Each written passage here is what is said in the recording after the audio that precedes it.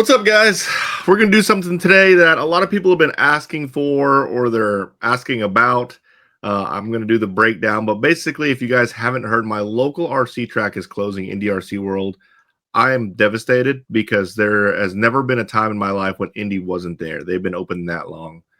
I don't know exactly how long, but over 40 years, I'm guessing. I mean, it's pretty insane. But what this will mean is that I don't have a track that's local. The closest track to me will probably be about an hour and 30 minutes away. It's actually in Oklahoma. And then the next track will probably be about 2.5 hours away, which is Thornhill, which is just north of Austin. So, yeah, it hurts. But a lot of people are asking, why don't you just open a track, Mark? Like, open one or buy Indy. Well, today, guys, we're going to break down the economics of opening an RC track.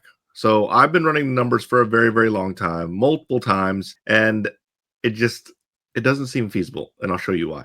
All right, so the first thing we're going to go over are the assumptions. So we're assuming the land and property is in the DFW Metroplex. I have been looking for a while, and I can tell you the rent in the DFW Metroplex can be anywhere from $6,000 to $15,000 a month. Now, you can get a spot for $3,000, $4,000, but it's not going to be big enough for an A-scale track.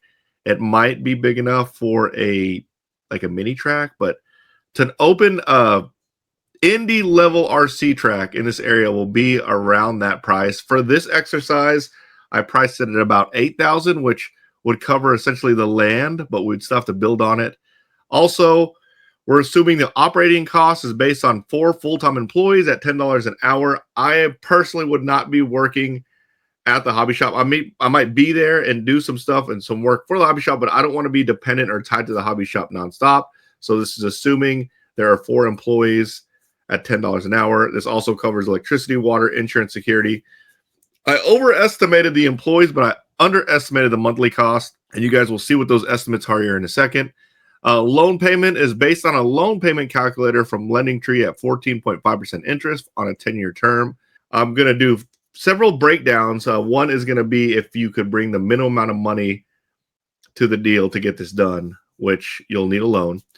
Startup costs. So there's a significant startup cost to the track. That's going to include dirt, driver stand, parking lot, electricity, infrastructure, pipe, timing system, inventory, POS, security, legal fees, registration fees, and liquid assets. If you don't know what I'm talking about, liquid assets, when you have a business that has employees, you want an X amount of money in your bank account. That way you can cover their pay. They won't ever be in a situation where they have to wait for a certain time to cash their check, something like that. You want liquid asset / cash in your bank account. So my startup costs include all that.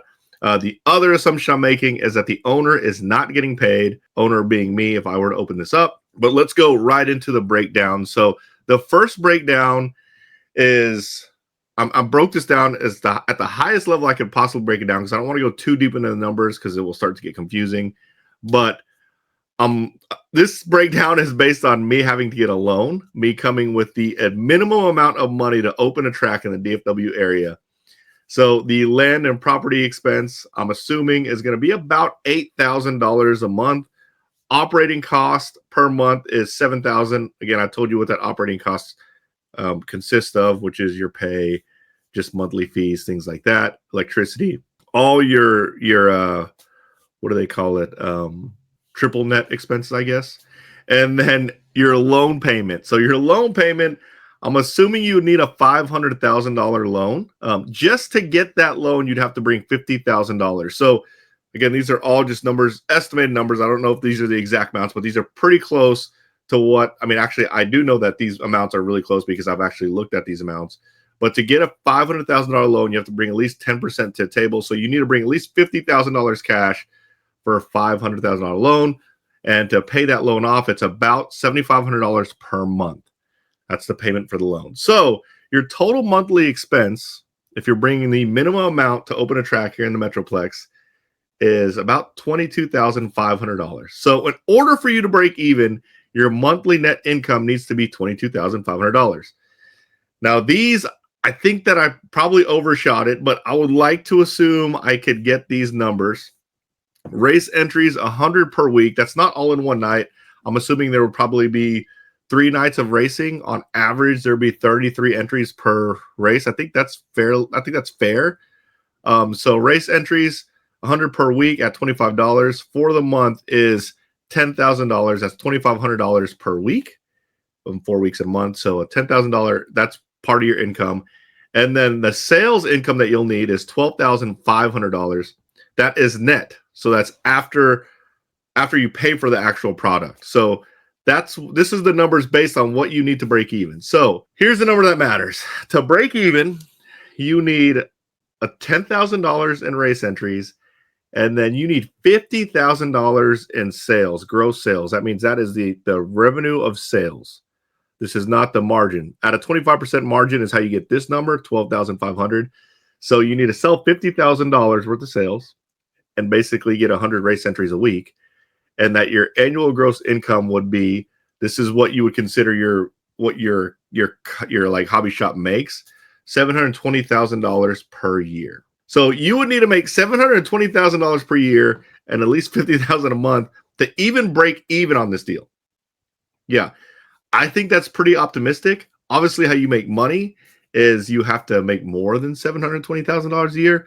But basically, it would add to this. It would add to this cost, and then it would still be a 25% margin, and that would be just to pay you.